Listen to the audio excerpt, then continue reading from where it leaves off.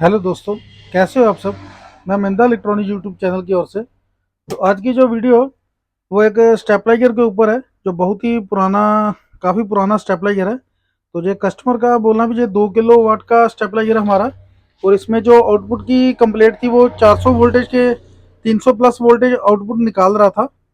जब हमने digital meter के थ्रू इसको टेस्ट किया तो ये हमारी 400 के करीब वोल्टेज निकाल रहा था। तो अभी ये वाला जो स्टेबलाइजर हमारे पास रिपेयरिंग होने के लिए आया था, तो हमने इसको क्या किया, अभी जो इसके अंदर एक पीसीबी लगा था, जो पुराना सर्किट था जिससे हमारी ये रिले को कंट्रोल किया जाता है, तो वो वाला ख़राब था। तो उसको पहले हमने रिपेयरिंग करने की कोशिश की, क्योंकि ये काफ़ी ज़्यादा पुराना स्टेबलाइजर है, पर है कॉपर वाइंडिंग में है, तो बहुत ही ज़्यादा हैवी ड्यूटी बना हुआ है ये स्टेबलाइजर। तो स्टेबलाइजर में तो कोई कंप्लेंट नहीं थी, क्योंकि इसका ट्रांसफार्मर भी बिल्कुल ओके था, रिले भी सभी ओके थी। दिक्कत कहाँ थी, जो दिक्कत थी हमारे वो पुराने मॉडल के लगे हुए पीसीबी के अंदर थी। मैं आपको दिखा देता हूँ इसके अंदर कौन सा पीसीबी लगा था। इसमें जो ये वाला पीसीबी लगा हुआ था, जो काफ़ी पुराना मॉडल है। और इस पीसीबी के अंदर तो क्या थे, 3 प्रीसेट लगे होते हैं 4.7 के ये वाले, जो बहुत पहले आते थे हमारे, जो बहुत जल्दी ख़राब होते थे। और इसमें जो एक और बात थी, जो ट्रांजिस्टर यूज़ किया गया था, आपको दिखा देता हूँ। ये वाला मेटल की शेप में आता था, बहुत पहले आता था ये ट्रांजिस्टर, एनपीएन ट्रांजिस्टर है। इसका सेंटर वाली पिन जो है बेस की होती थी, तो आप देख सकते हैं। तो ये वाला पीसीबी जो था प्रॉपर ख़राब हो चुका था हमारा। इसको हमने रिपेयरिंग करने की कोशिश की, पर बात नहीं बनी। हमने ट्रांजिस्टर भी इसके चेंज करके देखे, तो फिर हमने क्या इसका सोल्यूशन निकाला, क्योंकि जब हमने इसको रिपेयरिंग कर लिया तो हमारा जो इसके अंदर एक और ट्रांसफार्मर छोटा सा यूज़ किया गया था, अंदर की तरफ लगाया गया था, वो वाला भी हमारा ख़राब था, जो इसको 24 वोल्ट की सप्लाई देता है बाकी रिले को ऑपरेट कराने के लिए। और इसके अंदर से जो 2 वाइंडिंग आती थी, जो 09 की वोल्टेज थी और जो 24 वोल्टेज की थी, जो सर्किट को ऑपरेट कराती थी। और एक जो ट्रांसफार्मर लगाया गया था वो रिले को ऑपरेट कराने के लिए 24 वोल्ट की सप्लाई बना के देता था। तो हमने क्या किया, अभी इसको अपग्रेड किया अपने नए सर्किट के साथ। हमने इसको नए सर्किट के साथ अपग्रेड किया, वो ये वाला सर्किट है। इसके अंदर क्या होता है, अभी ये आप देख सकते हैं, इसको एक ही सप्लाई की ज़रूरत होती है, 024 की, जो हमारी मेन ट्रांसफार्मर से निकलती है।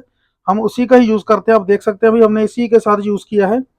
और 024 के 2 पॉइंट हो चुके हैं। उसके आगे का पॉइंट जो होता है वो कॉमन का होता है, जो सभी रिले को एक कॉमन वायर कनेक्ट होती है, जो हमारी ब्लैक वाली कनेक्ट की गई है। आप देख सकते हैं इसके अंदर जो एक रिले, दूसरी रिले, तीसरी रिले, तीनों रिलेयों को साथ में इसको कॉमन किया जाता है। और उसके आगे की जो वाइंडिंग है वो है इसकी टाइमर रिले की। वो टाइमर रिले तो हमने इसमें नहीं यूज़ की हुई है, क्योंकि उसकी अभी ज़रूरत भी नहीं है, जो मेन सप्लाई के ऊपर लगाने के लिए है। तो उसके आगे की जो वोल्टेज है और आगे का पॉइंट है वो आउटपुट रिले का है, जहाँ से हमारी स्टेपलाइजर की आउटपुट निकलती है, जिस वाली रिले से उस रिले को ये वाली आउटपुट का जो कनेक्शन जाएगा। और उसके आगे वाला जो पॉइंट है 150 वोल्ट का, आप देख सकते हैं यहाँ पे मेंशन भी किया गया, जो 150 वोल्ट का वो सेंटर वाली रिले का हो गया। उसको हमने इधर से कनेक्शन दे दिया। और जो इनपुट का है, वो जो हमारी मेन सप्लाई जिस रिले में हमारी इनपुट होती है, उसमें हमारा इनपुट का कनेक्शन, इनपुट रिले का कनेक्शन लगता है। और एक और बात, तो ये वाला कार्ड है, जब तक आप ये वाले कनेक्शन करते हो तब तो आपका रिले, ये सर्किट है, और आपका स्टेबलाइजर अच्छे से काम नहीं करेगा जब तक आप ये आउटपुट का कनेक्शन नहीं करते। क्योंकि इसमें जो आउटपुट का कनेक्शन क्या है, जो हमारा स्टेबलाइजर आगे वोल्टेज निकाल के देगा, जो हमारी आउटपुट वोल्टेज से जो हमारा फेस न्यूट्रल की सप्लाई आएगी, उसमें आपको न्यूट्रल जो है वो इस वाले पॉइंट पे कनेक्ट करना है, जो नीचे से कॉमन है।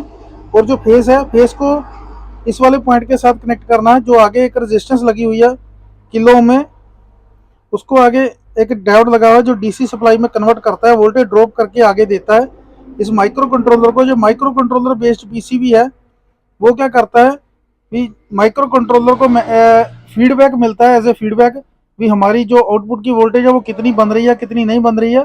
वो माइक्रो कंट्रोलर उसी हिसाब से कंट्रोल करके आगे जो हमारी रिले को ऑपरेट कराता है। और ये जो प्रीसेट लगाया गया है इसमें, वो प्रीसेट का काम क्या है, वो प्रीसेट का काम ये है भी, जो हमारी टाइमर रिले होती है उसका टाइमर सेट करने के लिए जो प्रीसेट का काम है, बाकी का काम ये माइक्रो कंट्रोलर हमारा खुद करता है रिले को ऑपरेट कराने के लिए। तो इसमें ये वाला हमने सर्किट लगा दिया, आप देख सकते हो। तो ये जो 2 वायर की आ रही है हमारी वाइंडिंग, वो हमारी लगाई गई है आउटपुट की। फीडबैक के लिए, और जो हमारी रिले के कनेक्शन निकल गए, और जो हमारी 024 की जो हमारी मेन ट्रांसफार्मर से सप्लाई निकल के आती है। इस वाले पीसीबी को लगाने का एक और बेनिफिट ये होता है भी हमारे को एक अलग से इसके अंदर छोटा ट्रांसफार्मर लगाने की जरूरत नहीं पड़ती। तो अगर हमको लगाना पड़ेगा, कल को वो ट्रांसफार्मर खराब हो जाए तो ये हमारी वोल्टेज फिर से ज़्यादा बाहर निकालने लग जाता है। जो हमारी अंदर की ट्रांसफार्मर के अंदर की जो वाइंडिंग होती है उसमें से आपको कभी भी ये वोल्टेज ड्रॉपिंग की या वायर छोड़ने की वोल्टेज देना बंद कर दे या कोई भी दिक्कत नहीं आती, क्योंकि ये कॉपर वाइंडिंग में ट्रांसफार्मर है। अगर एल्युमिनियम वाइंडिंग में होगा तब कोई ना कोई दिक्कत जरूर मिलेगी हमको देखने को। तो अभी क्या करते हैं, इस वाले स्टेबलाइजर को एक बार आपको टेस्ट भी करवा देते हैं। तो ये हमारी आप देख सकते हो, ये डिमर के थ्रू हम वोल्टेज 220 दिया है तो उसने 220 निकाल दिया। और अभी हम डिमर से पहले वोल्टेज की जीरो कर देते हैं, आपको दिखाते हैं। ये डिमर की वोल्टेज है, और डिमर से जैसे जैसे हम धीरे धीरे वोल्टेज बढ़ाते हैं तो हमने 100 वोल्टेज दिया, आप देख सकते हो डिमर की मदद से। तो इसने हमारा 220 निकाल दिया स्टेबलाइजर ने। और जैसे ही हम डिमर से 150 के करीब वोल्टेज निकालते हैं तब भी हमारा जो 220 निकाल रहा है। और डिमर से अगर हम 200 की वोल्टेज देते हैं तब भी जो हमारा 220 निकाल रहा है। और डिमर से हम 200 के 20 के ऊपर दे रहे हैं तब भी हमारी 220 आ रही है। अगर हम वोल्टेज थोड़ी और इंक्रीज करते हैं, 250 के पास लेके जाते हैं तब भी हमारा 220 दे रहा है। और अगर हम 300 के इनपुट देते हैं तब भी ये हमारा 220 वोल्टेज निकाल रहा है। तो ये माइक्रो कंट्रोलर बेस्ड जो सर्किट होते हैं, आप भी कोई भी अपना कोई पुराना स्टेबलाइजर इसके थ्रू आप अपग्रेड कर सकते हो अपने स्टेबलाइजर को। तो बाकी अगर हम वोल्टेज कम भी करते हैं डिमर की मदद से, 250 पे लाते हैं तब भी हमारा स्टेबलाइजर 220 निकाल रहा है, 200 पे भी 220 निकाल रहा है, 150 पे भी 220 निकाल रहा है, और 100 वोल्टेज पे भी हमारा 220 निकाल रहा है। तो इससे क्या मालूम चलता है भी हमारा जो स्टेबलाइजर है वो बिल्कुल ओके हो चुका है। तो ये वाला जो मीटर है वो वोल्टेज रेंज के लिए, और ये स्विच है जो हमारा, इससे हम इनपुट की तरफ करते हैं तो हमारे को इनपुट में मालूम चल जाएगा भी कितनी वोल्टेज आ रही है। आउटपुट पे करने पे हमारे को आउटपुट की वोल्टेज का मालूम चलता है। मैं एक बार आपको इसको ऑन करके 150 वोल्टेज पे सेट करके आपको आगे के मीटर के बारे में बता देता हूँ। तो मैंने जो इनपुट आपको 150 के करीब दे दी है, आप देख सकते हैं। आउटपुट हमारा 220 निकाल। तो इसमें जो आगे वाला इंडिकेटर है वो सप्लाई मेन आ रही है कि नहीं आ रही उसके लिए। और जो हमारा जो मीटर लगा हुआ है जो 220 वोल्ट आउटपुट दिखा रहा है हमको। और अगर हम इसमें देखना चाहे भी हमारी इनपुट में कितनी आ रही है, तो यहाँ से हम देख सकते हैं इनपुट पे हमारी 100 वोल्टेज के करीब आ रही है। और ये हमारा स्टेबलाइजर जो है 220 वोल्टेज के आउटपुट निकाल रहा है। और जैसे इसके ऊपर लोड पड़ेगा तो ये हमारा एम्पेयर भी दिखाएगा। तो ऐसे अगर आपको भी स्टेबलाइजर के ऊपर प्रॉपर नॉलेज है, अगर आप इंटरेस्टेड हो ऐसे कामों में, तो हम इसके ऊपर भी अपनी अलग से सीरीज़ बनाएंगे स्टेबलाइजर रिपेयरिंग के ऊपर भी। तो वो भी आप इंटरेस्टेड हो तो हमारे चैनल को ज़्यादा से ज़्यादा आप सब्सक्राइब करें, और हमारे चैनल के साथ ऐसे ही जुड़े रहें आप अच्छी अच्छी वीडियो देखने के लिए नॉलेज वाली। क्योंकि इलेक्ट्रॉनिक्स का जो काम है, अगर आप सभी कामों में एक्सपर्ट होते हो तभी आपका काम बढ़िया चलेगा। अगर आप एक ही काम के ऊपर बैठे रहोगे तब आपको काम के बारे में इतना पैसा नहीं बन पाएगा आपका, अगर आप दुकानदार हो। तो बाकी अगर आप नए हो तो हमारे चैनल को सब्सक्राइब कर दो। अगर आप हमारे चैनल के ऊपर नए हो तो हमारे चैनल को सब्सक्राइब कर दो, और हमारे चैनल के साथ ऐसे ही जुड़े रहें। और आप जितने भी हम वीडियो डालते हैं तो आप सभी हमारी वीडियो को पूरा जरूर देखा करें, ताकि आपको कुछ ना कुछ नया सीखने को मिले। और ऐसे ही हमारे चैनल को प्यार देते रहें। अगर आप इस टॉपिक के ऊपर आपका अगर कोई राय है तो आप हमें अपने कमेंट बॉक्स में ज़रूर हमारे कमेंट बॉक्स में ज़रूर बताएं वीडियो के बारे में।